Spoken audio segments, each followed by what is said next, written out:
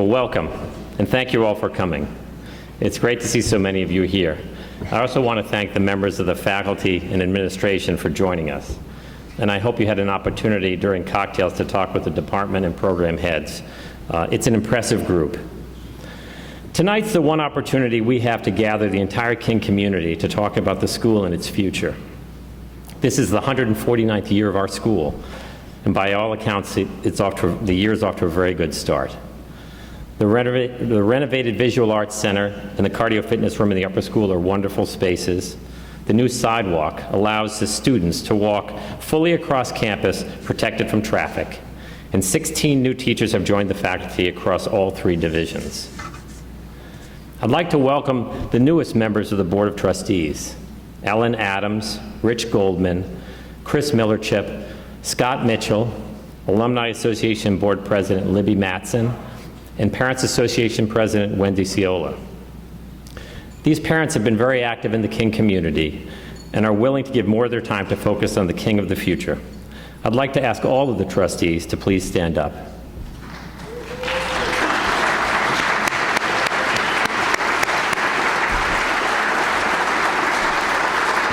Thank you all for serving King. Tonight, Tom Main, Kim Leaker, and I are going to talk about the state of the school, virtues, and a vision of the future. Before we get to the vision of the future, I have a very recent and dramatic change to discuss. Kathy and I are now empty nesters. 10 days ago, we dropped our baby, Helen, off at Carleton College. Carleton is just south of Minneapolis, so Kathy, Helen, and I flew out with her clothes and her computer. We then spent 2 days bouncing between Bed Bath & Beyond to Target and finally to the mecca of shopping, the Mall of America. The Mall of America is the largest mall in the United States. Inside the mall is an amusement park and a wedding chapel in case you were romantically overwhelmed while shopping. So during those few days, while Helen was trying to separate from us, and we were trying to hold on to her, I started to think about tonight's gathering. I asked Helen, as one of our newest alumni, to reflect on her 7 years at King. So in between the discussions of whether you need a comforter or a duvet, a distinction I still do not comprehend, I asked Helen to tell me the best things about King. She immediately flashed back at me without hesitation. That's easy. My teachers understood me and cared about my success. The balance between academic and extracurricular activities, and the diversity of my classmates' interests. There is no one mold of a kid at King. She then went back to ignoring me in case I was about to make any stylistic comments on the look of her dorm room. This is Helen and her roommate Catherine in their dorm room, and you can see my stylistic influence. Helen's comments hit at the heart of issues we talk about frequently on the Board of Trustees. How do we know we're following our mission of preparing students to thrive in a rapidly changing world? How do we know we're creating a personalized experience for each student? And are we protecting the culture of civility and respect that is so central to King? There are no simple metrics that can measure King's success in answering these questions. The 3 best things about King to my daughter cannot be measured, yet they are so fundamental to our school. The Board of Trustees and the administration do look closely at lots of metrics. Standardized test scores, grades, and GPAs are just a few. However, King's personalized approach to education starts with teachers and training. We manage teacher course loads, the number of classes taught, and the size of those classes to ensure that faculty members have enough time to meet with students outside of the classroom. The significant investment made in the Department of Assessment and of Instruction and in faculty professional growth and development helps us stay at the leading edge of pedagogy. But let me be clear, this personalized approach to education benefits all of our students. We also recognize that important growth and learning goes on outside of the classroom. Sports teams, extracurricular clubs, theater, trips, and service learning all play an important part in building confident, creative, and responsible citizens. Last year, King completed its 10-year accreditation review by the New England Association of Schools and Colleges.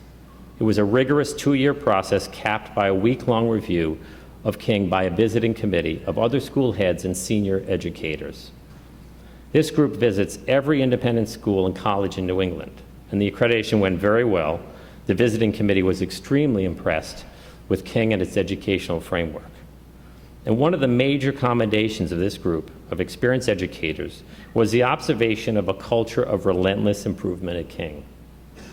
That is one of our best qualities. It's led to so much growth and development over the past 10 years. So let's just take a minute to look at some of the changes at King over the past decade. A decade ago, King had many excellent programs, but there were no established departments or programs in these areas. Today, these programs fuel our mission of preparing students to thrive in a rapidly changing world. Over the same period, our course and extracurricular offerings in all areas, in all three divisions, have grown dramatically. During the same time period, our campus has been transformed with major renovations and additions. Our facilities offer more and enhanced opportunities for students and faculty to work together on academic and extracurricular pursuits. Our athletic facilities have allowed King teams to garner 22 FAA championships and 10 New England championships over the past decade. And if you've seen productions on this stage, you know this building has brought our performing arts to a new level. But what hasn't changed on our campus is that this is a place where students feel safe, protected, and at home. King is financially stronger today. Our endowment is greater, our teacher salaries are much higher, and the support of our parents is far greater. Kim is going to talk about the annual fund, but it plays a critical role in providing programs and opportunities for our students. For this year, our annual fund goal is $2.15 million. That annual fund is a key part of our operating budget, and this year the Board of Trustees has pledged $430,000 to the annual fund, or 20% of the goal. Our college matriculation list is broad and strong today. It's important that King students have access to the most selective colleges and universities. It's important that they are well prepared to successfully make that next leap. The schools on this list are amongst the most selective in the country. But behind this list are stories that make these the right choices for each student. That is the most valuable aspect of this list. So it's no surprise with all this growth that entrance to King is very much in demand. Last year, there were 5 applications for every open spot. So with all this success, now is the time when our culture of relentless improvement is important. As we look to the future, reflecting on how we can further improve our programs is just as important as it was 10 years ago. As we plan for the future of King, we also look to consider the future world our students will encounter. Reading the news, you realize it's a tumultuous world, and it isn't getting any more stable or less complicated. Political upheaval, military conflicts, and social unrest in a rapidly growing world population. Information technology is and will continue to have a dramatic effect on society, both good and bad. And we're just beginning to see the gaps in society caused by the disruptive power of technology. The students of today will need to be lifetime learners as the pace of change accelerates.